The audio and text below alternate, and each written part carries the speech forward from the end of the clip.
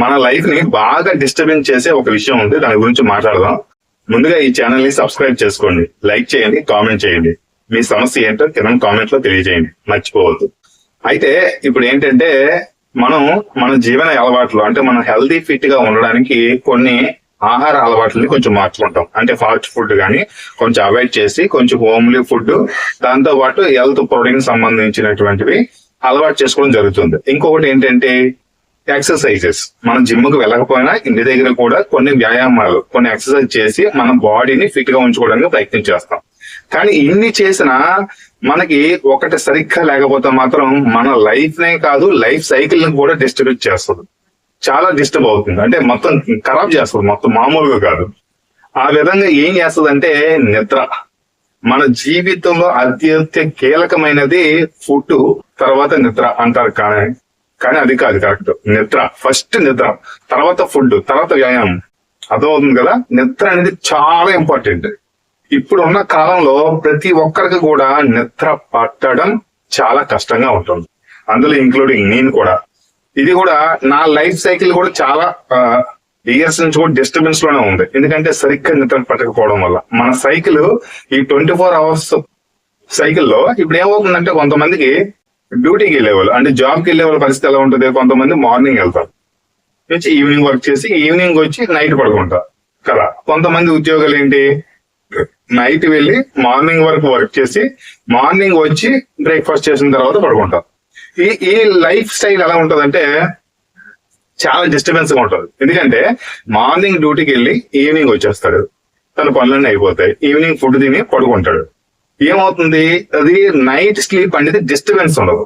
అంటే ఒక 9 పడుకున్నా, 10 పడుకున్నా, 11 పడుకున్నా డిస్టర్బెన్స్ చాలా తక్కువగా ఉంటుంది. అంటే క్లైమేట్ కూడా, అంటే వాతావరణం చుట్టూ ఉన్న ఎన్వైరన్మెంట్ కూడా సహకరిస్తుంది, డిస్టర్బెన్స్ ఉండదు కొంత టైం అయిన తర్వాత. అదే పగల పడుకునే వాడికి ఏంటంటే డిసడ్వాంటేజ్ అంటే వీడు లైఫ్ సైకిల్ రివర్స్ లో చేసుకుంటాడు అనమాట. అంటే తప్పదు, అంటే ఇప్పుడు ఉన్న పరిస్థితుల్లో డ్యూటీకి వెళ్లే వాళ్ళకి నైట్ డ్యూటీకి వెళ్ళకపోతే అవ్వదు కదా. అయితే ఇప్పుడు నైట్ డ్యూటీకి వెళ్ళేవాళ్ళు ఇప్పుడు నైట్ డ్యూటీకి వెళ్తాడు, నీకు సరిగ్గా నిద్ర ఉండదు. పగల నుంచి ఏం చేస్తాడు, ఈ వచ్చి అన్ని పనులు చేసుకునేసరికి 9, 10 అవుతుంది. 9 అవ్వదు, 10 దాడుతుంది. 10 దాటిన తర్వాత వీడు తినేసి పడుకుంటాడు. ఇది మనం పడుకోగానే నిద్ర పడుతుందా, పడదు. అది ఒక అరగంట అలా పడుతుంది. మళ్ళీ ఏమవుతుంది, మళ్ళీ 1 గంటకి లెగిస్తాడు, మళ్ళీ భోజనం చేయాలి, మధ్యాహ్నం భోజనం చేయాలి కదా, లెగిస్తాడు. మళ్ళీ ఏంటి, మళ్ళీ భోజనం చేసినప్పుడు ఒక అరగంట అంతా, మళ్ళీ 1 గంట తర్వాత మళ్ళీ పడుకునే ప్రయత్నం చేస్తాడు. మళ్ళీ ఏంటి, మళ్ళీ సాయంకాలం డ్యూటీకి వెళ్ళాలి కదా, రాత్రి డ్యూటీకి వెళ్ళాలి కదా. అంటే మళ్ళీ నా ఒక 5కో 6కో లెగిస్తాడు, లెగిసి మళ్ళీ డ్యూటీకి వెళ్ళాలి. అంటే ఇప్పుడు ఏంటి, 10 అనుకోండి, 11, 12, 1 గంట, అంటే 3 గంటలు. మళ్ళీ ఒక 1 గంటకి లేచిన తర్వాత 2 గంటలకి భోజనం చేసి పడుకున్నాడు అనుకోండి.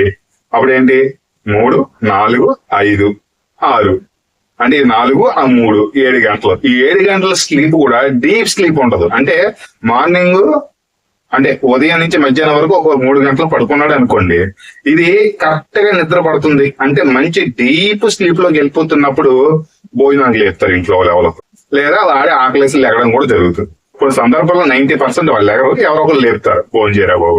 అప్పుడు ఏమవుతుంది, ఆ సైకిల్ అనేది డిస్టర్బెన్స్ అవుతుంది. అదే మనం నైట్ పడుకుంటే తెలిసిందే కదా. అయితే ఇప్పుడు ఏమవుతుంది, మళ్ళీ ఈవినింగ్ కదా, ఇప్పుడు మళ్ళీ ఒక భోజనం చేసిన తర్వాత మళ్ళీ 2 గంటల నుంచి మళ్ళీ సాయంకాలం 6 గంటల వరకు పడుకుంటాడు. అంటే ఏంటి, 3, 4, 5, 6, 4 గంటలు. ఈ 4 గంటలు కూడా ఏమవుతుంది, 2 గంటలు మొదలు పెడతాడు, ఆ పడుకోక 3 గంటలు పడుకుంటాడు.